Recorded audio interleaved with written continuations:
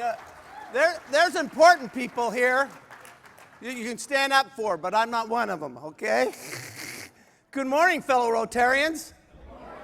Are you caught up in the ecstasy of human existence?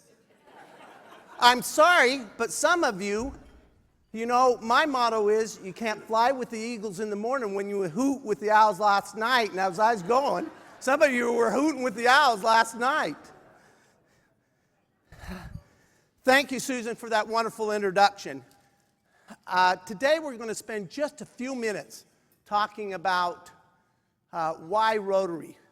Why Rotary when there's so many other organizations that do good in the world and make a real impact in the world, and you don't have to pay dues to join them, right? You don't have to pay dues. If we're going to attract the demographics that we want in Rotary, we've got to be able to answer that question. I'm so thrilled today to be at one of the great pets in the United States, Lone Star Pets. Your organizing committee has done a wonderful job for years and years and years. And there's no place I want to be at more than with a group of president-elects, because everything of importance in Rotary starts with a Rotarian and his or her Rotary Club, right, Ron? Everything important. Now don't get me wrong, the high muckety-muck, so bodacious in Rotary, they're great people, and they make a big impact. But where the impact really happens is in the club, where the projects really occur are in the clubs, and where the great ideas start from are in the clubs. You question me on that? The Polio Plus campaign, where did it start? In a club, and then it grew. What about the Paul Harris Society that has brought millions of dollars into the Rotary? Where did it start? One Rotarian, an idea, and the courage to step forward and say, let's make this happen. That's the organization we belong to. There's only a couple of things you need to know about me, okay? First of all, I love Texas. Love Oklahoma, too. Love Oklahoma, too. Two great states. But I just tell you, when I was a boy, the lore of Texas just drew me in. Sam Houston, Jim Bowie, and Davy Crockett, just drew me in. So I love Texas and been here many times and thoroughly enjoyed it. Okay? When I die, these are the things I want talked about. And so my funeral is only going to be about 1 minute, okay? I have known my wife since she was 9 and I was 10. She lived a block over from me. She's my everything. I love hanging out with her because when I'm hanging out with her, my reputation is going up. Unfortunately, hers is going down, okay? The other thing was shared. I have two charity of choices. My church, my Rotary Foundation. My Rotary Foundation. Why? Because in both those cases, I know where my money is going. I trust how it's being spent. And then, as you heard, we've had 31 exchange students in our home, live in our home. 31 exchange students. Now, don't get me too impressed by that because we only love 29 of those suckers. This is the first one we had with us, Marcelo. When I joined Rotary, my president came to me and said, Kelly, we have an exchange program, and we want you to take in a young man in your home.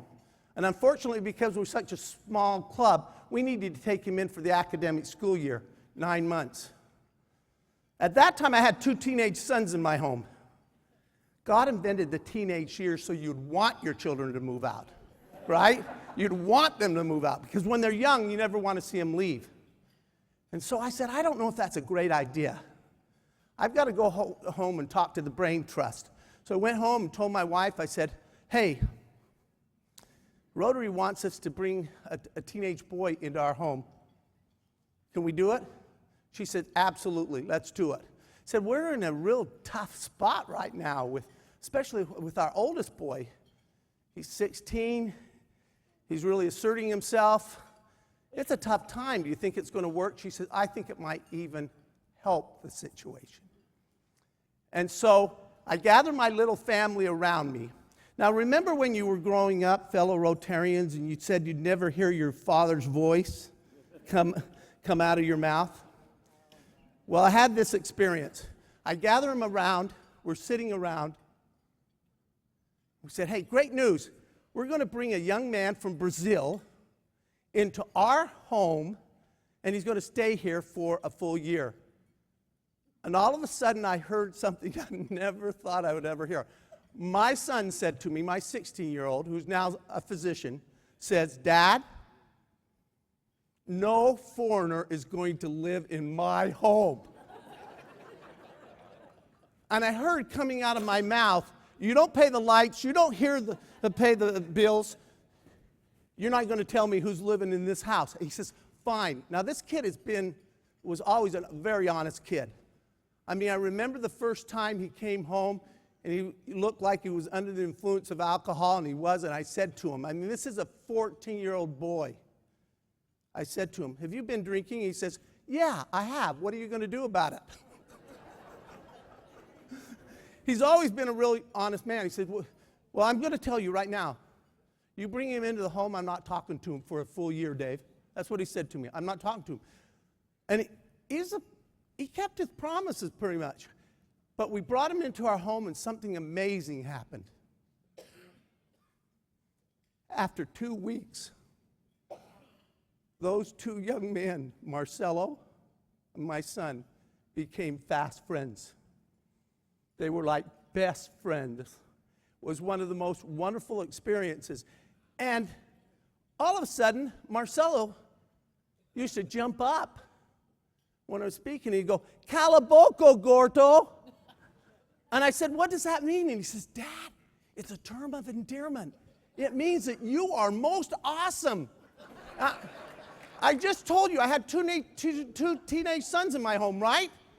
None of them thought I was awesome. So it was nice to have this foreign exchange student in my home that thought I was awesome, okay? Imagine my surprise when I brought, Christina, his mother, came into our home to pick him up. And we were sitting at a table like this. Penny and I are over there. Marcelo and Christina are over here. We're flanked by our two boys. Christina said to me, Kelly, has Marcelo taught you any Portuguese? All of a sudden, Marcelo reels back on his chair and goes, I'm going, I'm not the smartest tool in the tool shed, but perhaps Calaboco Gordo isn't a term of endearment. Perhaps. And I said, well, he told me it was a term of endearment.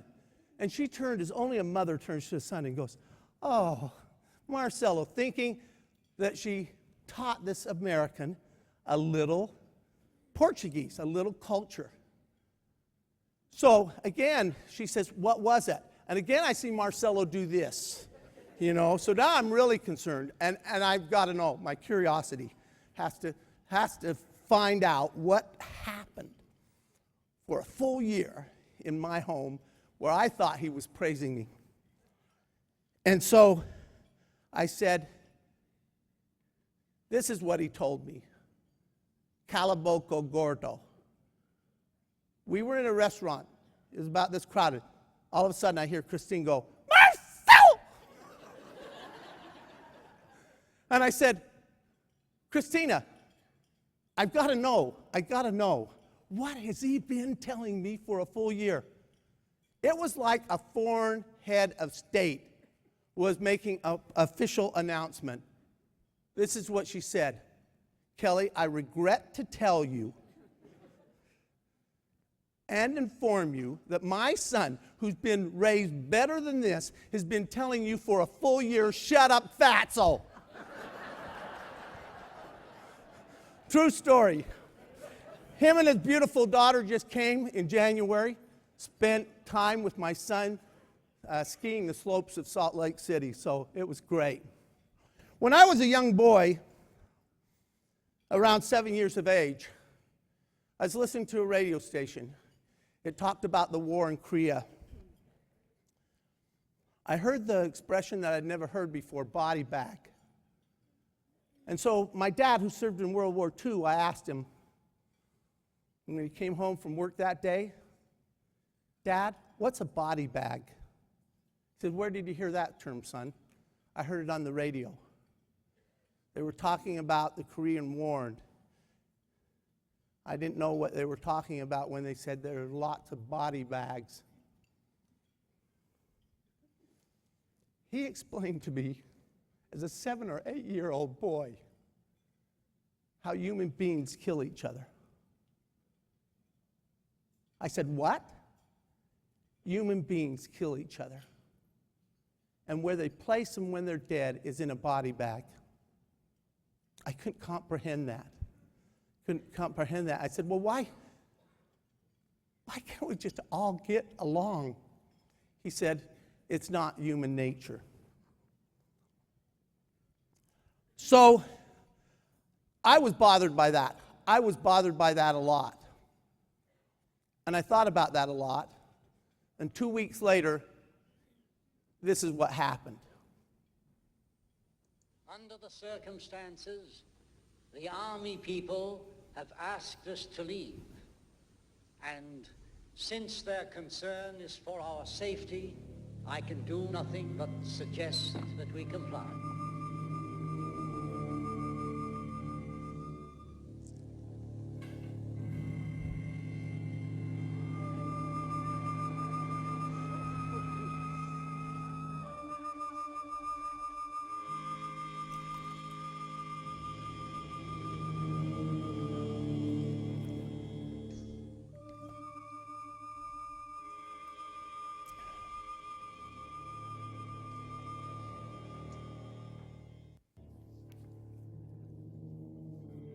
I am leaving soon, and you will forgive me if I speak bluntly. The universe grows smaller every day, and the threat of aggression by any group, anywhere, can no longer be tolerated. There must be security for all, or no one is secure. Now, this does not mean giving up any freedom, except the freedom to act irresponsibly. Your ancestors knew this when they made laws to govern themselves and hired policemen to enforce them.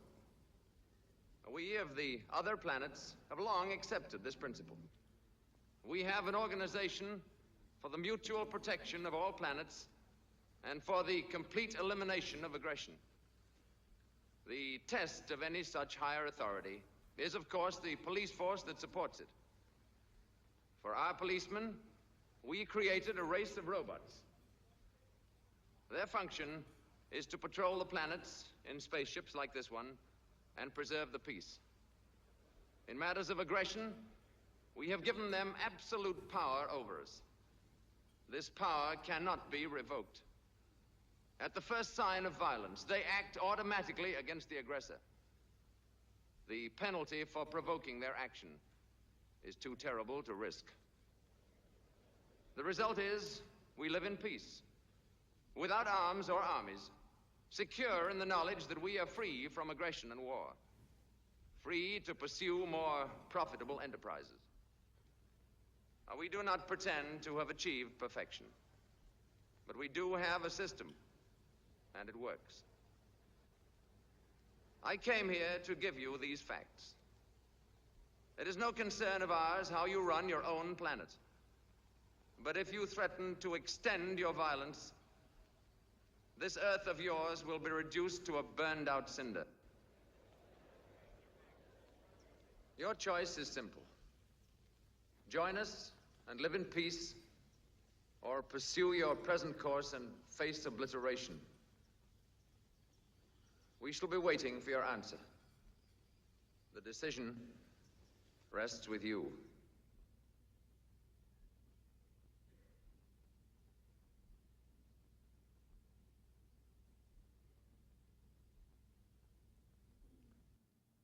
I couldn't wait till my dad got home. I could not wait. I was so excited. When he walked through the door, I ran up to him. Dad, I know how we can bring peace to the world. And we don't have to take away any freedoms except the freedom to act irresponsibly. We're going to build our 8-foot robot, and it's just going to go around and keep peace in the world, and nobody will die anymore, and there'll be no body bags. And he looked at me and said, "What TV program have you been watching?" The Bible says that when I was a child, I spake as a child. I thought of as a child. But when I became a man, I put away childish things. And so I put this dream of mine to somehow work towards more peace and stability in the world aside, thinking it was just a fantasy. And then this happened.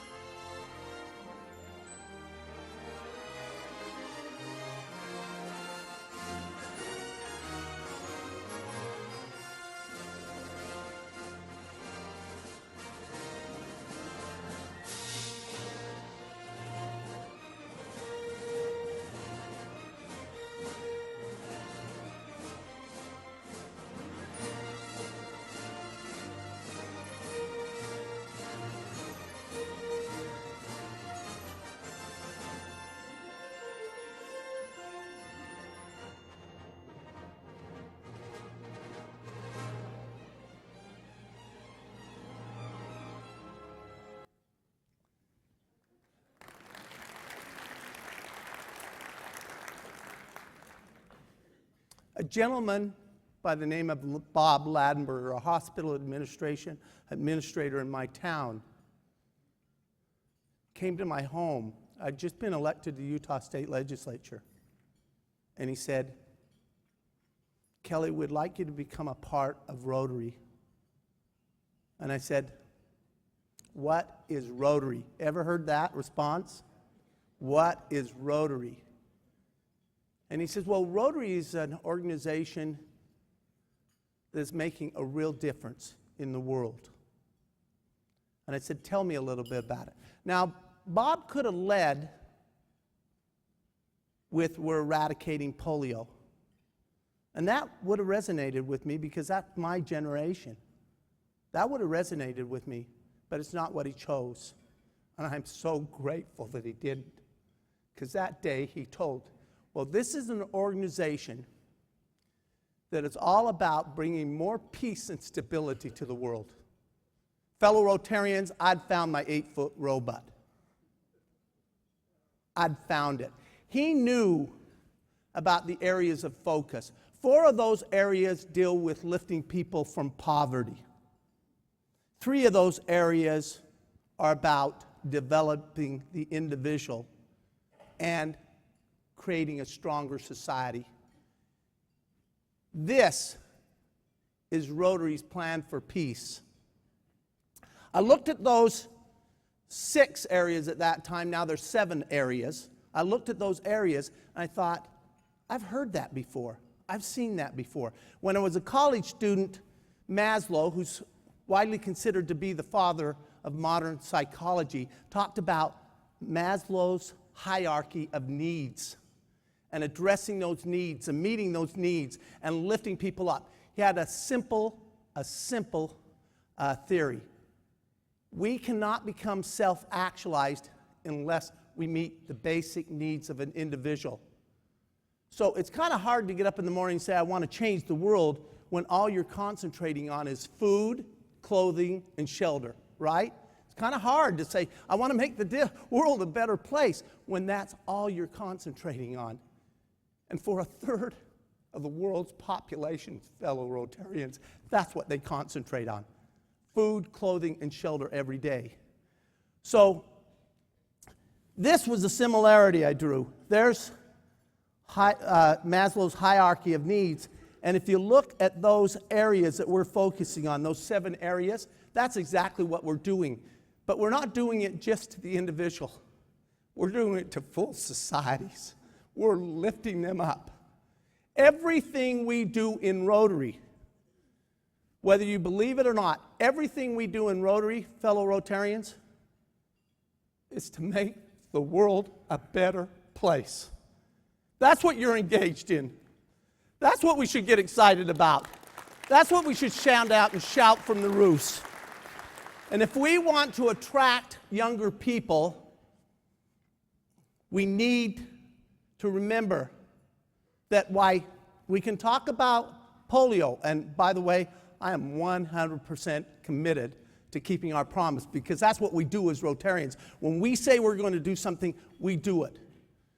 But we need to focus on the bigger picture, because when polio is eradicated, and it will be eradicated, when it is eradicated from the face of the earth, we should celebrate, and we should win the Nobel Peace Prize for making a real difference in the world.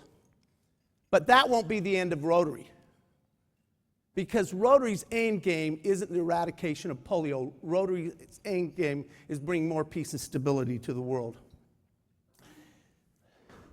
The British historian Taylor says this: no matter what the political reasons are given, the underlying reason is always economics. It's always economics. You want to know what's going on in Ukraine? Look at those numbers.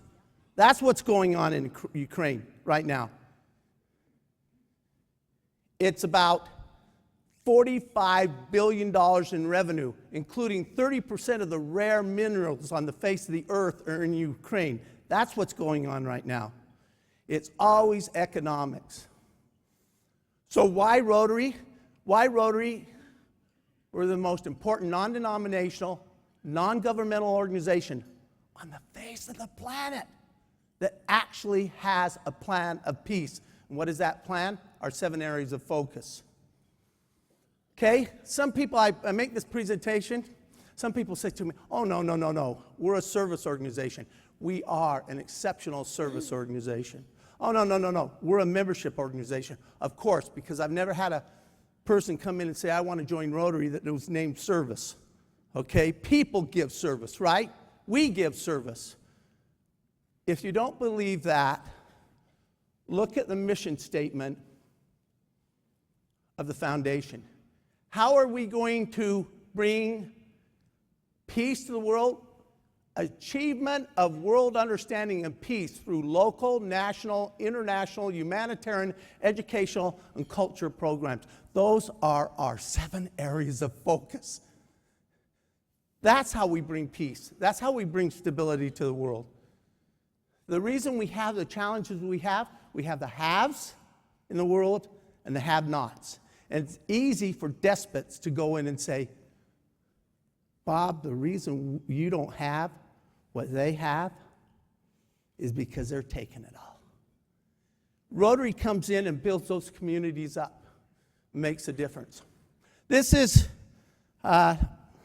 my friend Randy. And Randy was one of my presidents when I was Centennial president. And to have them focus on promoting membership, I would say to them, if you catch me without my pin on, anytime without my pin on, if you catch me, I will make you an instant Paul Harris Fellow. That's $1,000 out of my pocket. I went home and told my wife this. She says, when you're moving out, I don't have $1,000. All right? When you leaving on it. So imagine my surprise when Randy, quite the character, came over to my home and did this. It was 5 o'clock in the morning. Penny rolls over and says, "Who's knocking on our door at 5 o'clock in the morning?" I said, "It can only be one of my presidents. Run and get my Rotary pin." She went and got my Rotary pin. I put it on my jammies. I walked to the door. Now, usually, in my state, you greet somebody that walks to the door. You say, "Oh, good morning, Kelly." Randy looked right at my Rotary pin, Jetta, right at my Rotary pin. He went, "You wear your Rotary pin to bed?" I said, "It didn't pass the four-way test, but this is what I said." I do, don't you? I wear my Rotary pin every day, and I'll tell you why I wear my Rotary pin every day. Because when somebody asks me, "Hey, how are you, Kelly?" Somebody I don't even know, or "How are you, sir?" I'm great, because I belong to the most important non-denominational, non-governmental organization on the face of the planet that actually has a plan for peace. And then I do something I rarely do: shut up. And I wait. I've jokingly said, if they don't ask what that organization is, they're too stupid to be a Rotarian, right? I mean, if you're offering world peace, you at least ought to say what it is. And then when they say, "Well, explain that to me," this is what I say. I'd like to take you out to lunch. We have a Rotary meeting someplace in Salt Lake Valley during the week. I just say, "You pick the date, come pick you up." Then I tell the story I've told on the way there and the way back. I brought in about, I guess the average would be about 5 or 6 Rotarians every single year, because I've made a conscious decision that this organization that I love needs to continue. And if we don't all work together as Rotarians in promoting it, it won't continue. This is what a man I so admired said: "If you want to find yourself, lose yourself in the service of others." That's a definition of you. When I stand in your presence, it moves me.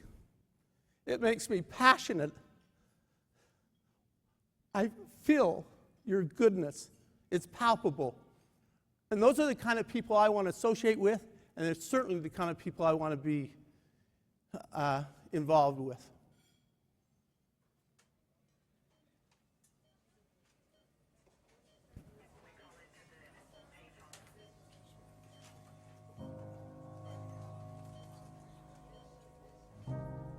When we're laying on our deathbed, you're not going to worry about how much money you had, how much power you had, how much prestige. You're going to see that that was all game, that was all an illusion. The only thing that's going to matter is the impact you had on other people's lives. We are all on a separate journey. But the beautiful thing about our life here on this earth is at my funeral, they ain't gonna talk about my success. They're gonna talk about who Nick was and how Nick lived and how Nick loved and encouraged. Success is incredibly important, but even more important than success, it's having an impact. It's knowing you haven't walked the planet in vain. It's knowing that because you've been here, you've blessed lives, you've developed people, and you have made the world a better place. The effect you have on others is the most valuable currency there is. Everything you gain in life will rot and fall apart, and all that will be left of you is what was in your heart.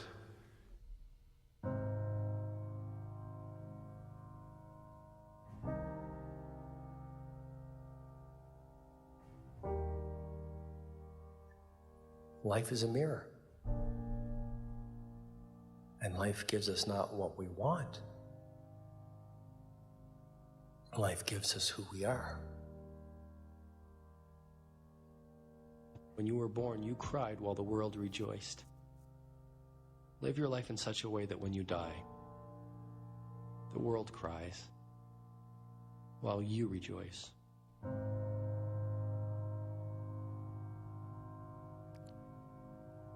Rotary affords me the opportunity to live my life that way. I'm so grateful for that opportunity. I just want to share with you, when a young person says to me, why Rotary? I tell them what I've just shared with you, that we have an actual plan for peace. And then I share with them why we pay dues. We have a modest due. In our state, when you take our district dues and our international dues, that's about $140 to $160 a year. All the rest is going towards meals and your club dues. But it's modest. It's modest in all our districts. And they say, well, why should I have to pay dues? I can go down to the American Red Cross and volunteer and I don't have to pay dues. And they can. And that's a wonderful organization. But they don't have a plan for peace. They don't have a plan to bring the world closer together. Rotary does. So why do we pay dues?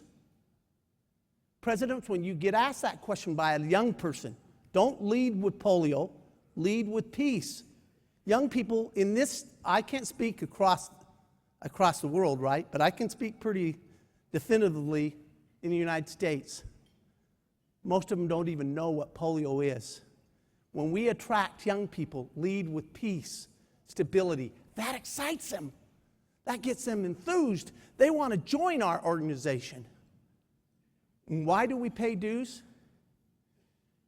Because our wonderful Rotary International keeps a directory that big of all the governors in the world, and they change every year. And when you're a governor, you can simply pick that book up and you can dial the Ukraine. You're not going through some government. It's people to people, and you can say, what are your needs? How can I assist you to make a difference in the world?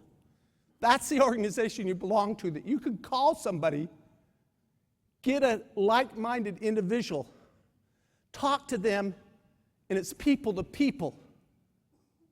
That's why we pay dues. We need a structure if we're going to change the world. If you're going to eradicate a disease, you don't really need. You need some scientists, you need some dedicated people, but you don't really need an international network. But if you're going to bring peace to the world, you need an international network. 38 years ago, I joined Rotary because I wanted to change the world.